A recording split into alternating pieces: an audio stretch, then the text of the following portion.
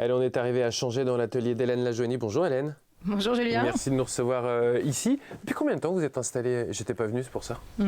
Changé 2014. 2014, après 9 ans passés dans la cité Plantagenet. Exactement, au 105. Donc là, la possibilité pour vous, déjà il y a un parking, hein, c'est plus facile pour recevoir les gens, c'est très pragmatique. C'est pas tout mal. Ça, Hein. Mais, atelier et showroom un peu quand même aussi. Et showroom, oui.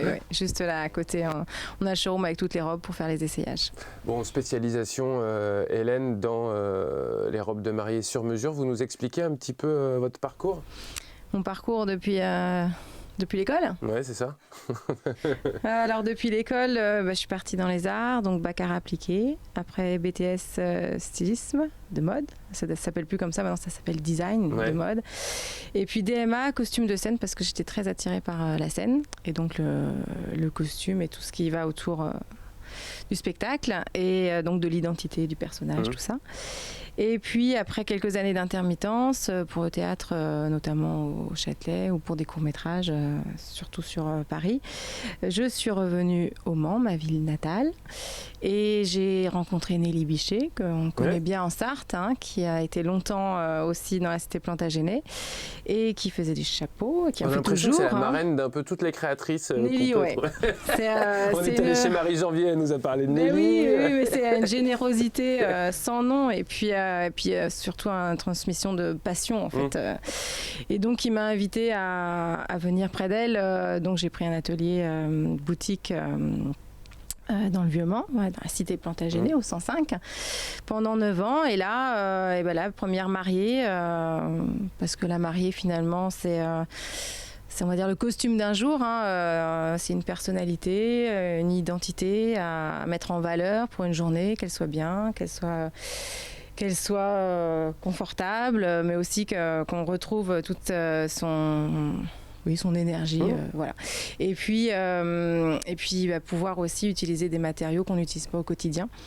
Et ça, c'est tout ce qui m'a plu en fait dans la mariée. Donc j'ai eu une mariée, puis en fait c'est parti comme ça. Ouais, parce qu'en fait, dans votre travail, il y a évidemment le travail de confection, on va dire, qui est le travail technique. Mais surtout, quand on vient voir quelqu'un comme vous, vous allez vous attacher quand même au caractère de la personne, à ce qu'elle veut.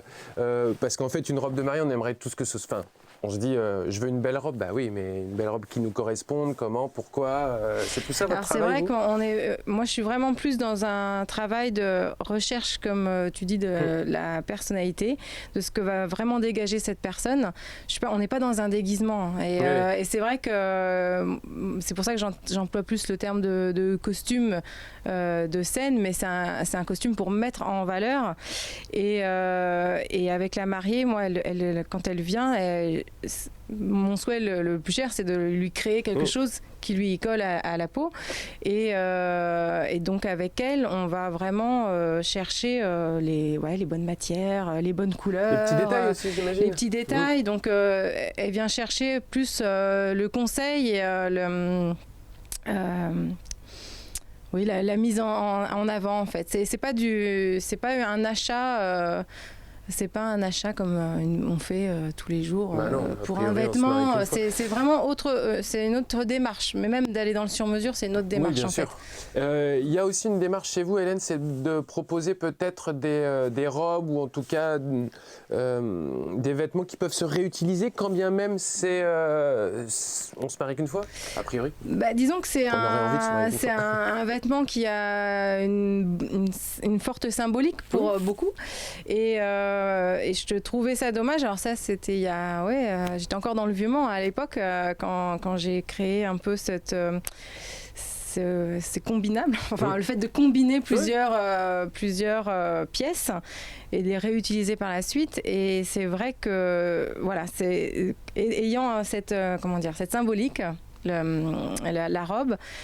On perpétue en fait cette symbolique en reprenant un haut, le haut encore. Souvent c'est le haut, le corsage en fait qu'on va remettre. Au quotidien ou à d'autres occasions. Et je trouvais ça sympa et ça parle beaucoup. Ça a un coût aussi, hein, donc ça permet, entre guillemets, c'est moins symbolique, c'est moins glamour, je vous l'accorde, je suis désolé. Beaucoup moins glamour. Vous me l'avez laissé le dire, c'est bien.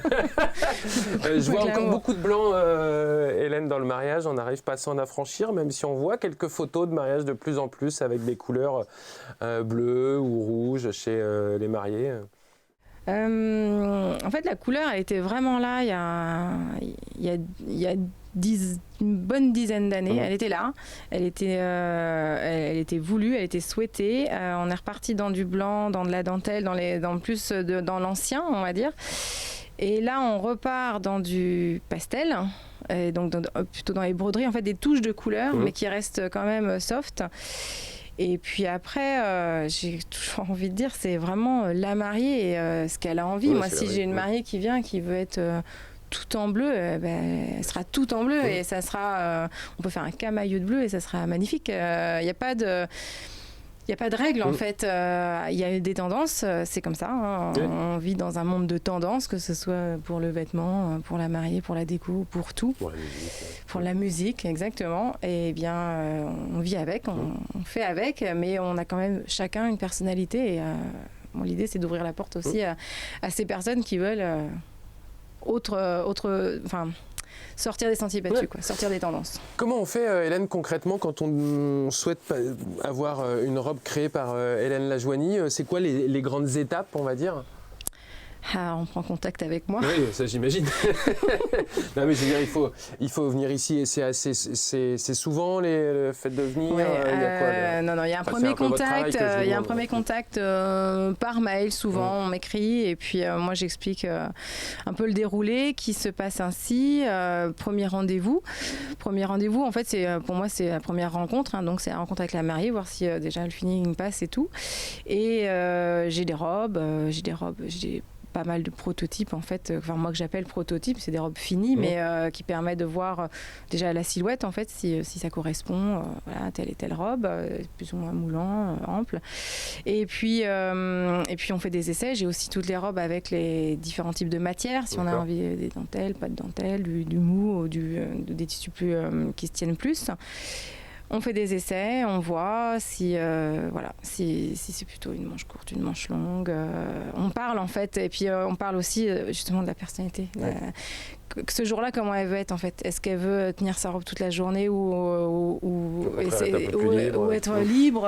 Est-ce qu'elle veut avoir l'air d'une princesse ou non, tranquille. Je veux être bien dans ma peau, mais c'est vraiment, je dégage vraiment la personnalité au premier rendez-vous. Et par la suite, une fois qu'on s'est mis d'accord sur l'ensemble du travail, on se voit 3-4 fois. Parce qu'en fait, tout le travail est fait sur mesure. Donc en fait, je fais une toile. Ce qui s'appelle une toile, c'est un patron en moulage. Je le fais sur un mannequin, puis après, je l'essaye sur la personne. Je le fais d'après ses mesures. Et puis après, ce patron, il est transposé dans le tissu. Et puis à chaque étape, en fait, je revois la mariée, on fait les essayages. Et tout. Le marié vient aussi très rare. De toute façon, généralement, ils ne voient pas trop les robes avant. Donc, non, mais ça arrive, hein, mais c'est très. Mais les hommes, en règle générale, c'est très rare. J'ai des papas, des fois, des témoins garçons. Oui.